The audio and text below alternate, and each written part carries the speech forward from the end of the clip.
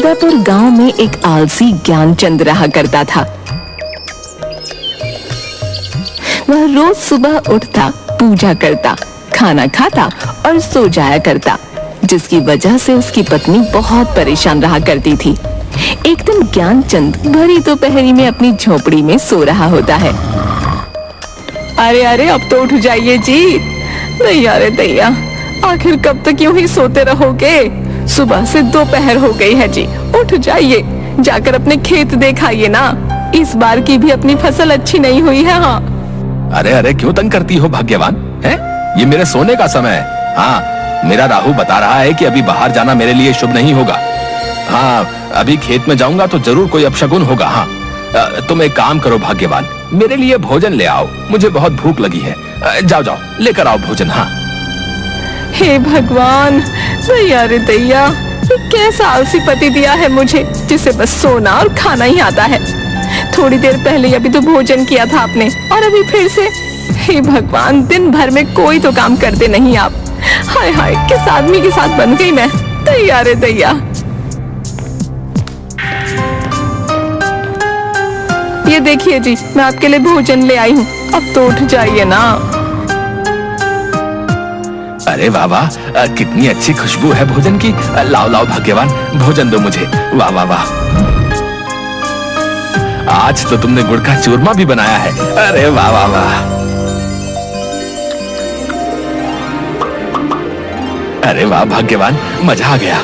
बहुत ही स्वादिष्ट भोजन बनाती हो तुम तो। हाँ, अरे वाह वाह, तुम्हारा तो कोई जवाब ही नहीं है भाग्यवान, बहुत ही मजेदार। हाँ। दैया रे दैया, वो सब तो ठीक है जी, लेकिन अभी आप बाजार से थोड़ा अनाज ले आइए। घर में अनाज खत्म होने को है, ऐसे में मैं क्या भोजन बनाऊंगी? क्या कहा भाग्यवान? अनाज खत्म होने को है? अच्छा अच्छा, ले आऊंगा कल सुबह जाकर। अभी बाहर जाना अपशगुन होगा।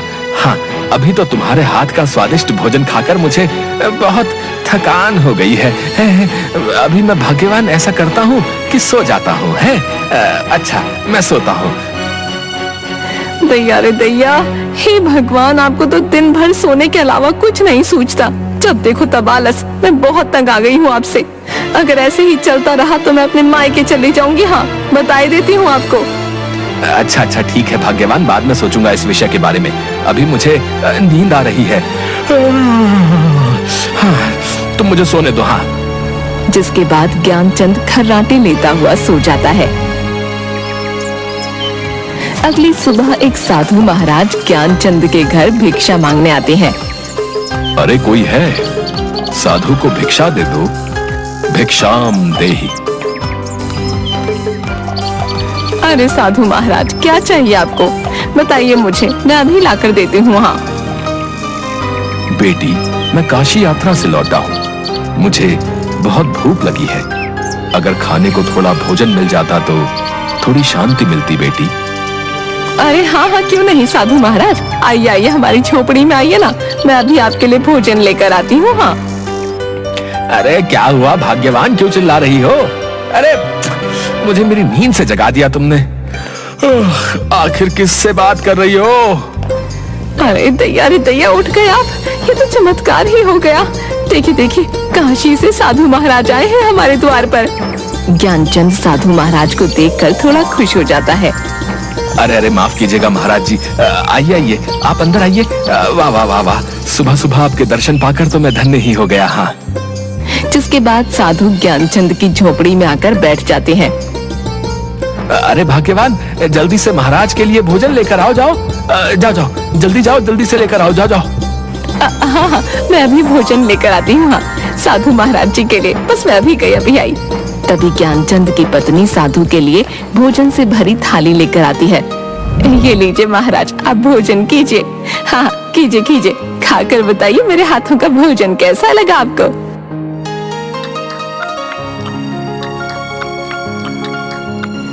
अरे वाह वाह, बहुत ही स्वादिष्ट भोजन था। मेरी तो आत्मा ही तृप्त हो गई बेटा। सच में तुम्हारी पत्नी के हाथों में तो मां अन्नपूर्णा का स्वाद है। बेटी बहुत खूब, मैं बहुत खुश हुआ। इसलिए तुम कोई भी मुझसे एक इच्छा मांग सकती हो। तभी ज्ञानचंद ये सुनकर खुश हो जाता है। क्या सच में महाराज आप मेरी एक इच्छा पूरी कर सकते हैं? अगर ये सत्य है महाराज तो मुझे वरदान दे दीजिए कि मुझे जीवन में कभी कोई कार्य ना करना पड़े महाराज। मैं पूरा जीवन आराम करके ही बिताना चाहता हूँ। हाँ। ये बात सुनकर साधु महाराज थोड़ा हैरान हो जाते हैं। ये तुम क्या बोल रहे हो बेटा? ये मनुष्य जीवन है। मनुष्य को अपना जीवन व्यतीत करने के लिए अपने दैनिक कार्य तो करने ही पड़ते हैं। तुम्हारी ये इच्छा सृष्टि के नियम के विरुद्ध है बेटा। महाराज आपने कहा ना कि आप मेरी एक इच्छा पूरी कर सकते हैं, तो मैंने आपको अपनी एक इच्छा बता दी महाराज। अगर अब आपने मेरी इच्छा पूरी नहीं की तो यह आपके बोले गए शब्दों का अपमान होगा महाराज। हाँ। तभी ज्ञानचंद की ये बात सुनकर साधु थोड़ा सोच में पड़ जाता है। अच्छा तो ठीक है, अगर यही बात है तो हम तुम्हारी ये इच्छा अवश्य ही पूरी करेंगे। अब हम अपने शब्दों को वापस नहीं ले सकते हैं। हम तुम्हारी ये इच्छा अवश्य ही पूरी करेंगे।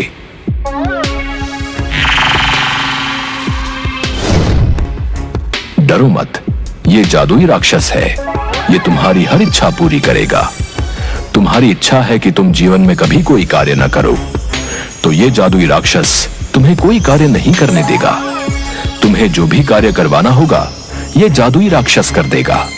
लेकिन याद रखना, इस जादुई राक्षस को तुम्हें हमेशा किसी न किसी कार्य में ही व्यस्त रखना होगा, क्योंकि जिस दिन इस राक्षस के पास करने को कोई कार्य नहीं होगा ये तुम्हें ही खा जाएगा।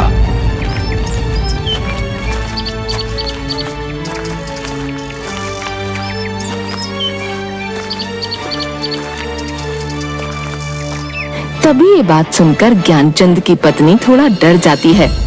दैया रे दैया, नहीं नहीं, ये आपने क्या कर दिया जी? अपने आलस में आकर साधु महाराज से कैसी मूर्ख इच्छा मांग ली। मुझे तो आपके लिए बहुत चिंता हो रही है जी। अगर किसी दिन इस भयानक दिखने वाले राक्षस ने आपको ही खा लिया तो मैं क्या करूंगी जी? अरे भाग्यवान, तुम व्यर्थ में ही चिंता कर रही हो। ऐसा कुछ नहीं होगा। अब तुम देखना मैं इस राक्षस से कैसे सारे कार्य करवाता हूँ। हाँ? अब तो मुझे कोई कार्य ही नहीं करना पड़ेगा भाग्यवान है, और तुम्हें भी मुझसे कोई शिकायत नहीं होगी। हाँ। हे मनुष्य, बोलो, मैं तुम्हारा क्या कार्य कर सकता हूँ? क्या आदेश है तुम्हारा? जल्दी बताओ, वरना मैं तुम्हें ही खा जाऊंगा। हाँ। जाओ जादुई राक्षस, बाजार जाकर अनाज की बोरियां ले आओ। जा जाओ, घर में अनाज की बोरियां नहीं है। हाँ हाँ ठीक है, अभी जाता हूँ, लेकर आता हूँ अनाज की बोरियां। और वह राक्षस अचानक से गायब हो गया और तुरंत ही अनाज की बोरी ले आता है, जिसे देखकर ज्ञानचंद और उसकी पत्नी हैरान हो जाते हैं। दैया रे दैया, अरे जादुई राक्षस, तुम इतनी जल्दी अनाज की बोरी ले आए? मेरी तो कुछ समझ नहीं आ रहा। मैं कोई साधारण राक्षस नहीं हूँ, बल्कि एक मायावी राक्षस हूँ। इसलिए जो भी तुम मुझे कार्य करने को दोगे उसे मैं अपनी मायावी शक्ति से पल भर में ही कर दूंगा। अब बताओ और क्या कार्य करना है, वरना मैं तुम्हें ही खा जाऊंगा। ज्ञानचंद थोड़ा सोच में पड़ जाता है। अच्छा अच्छा ठीक है, तुम यहाँ से मेरे खेत में जाओ और जाकर सिंचाई कर दो। जादुई राक्षस, जाओ जाओ। ठीक है, मैं तुम्हारे खेत की सिंचाई करके अभी आया। दैया रे दैया, सुनिए जी, मुझे तो बहुत डर लग रहा है।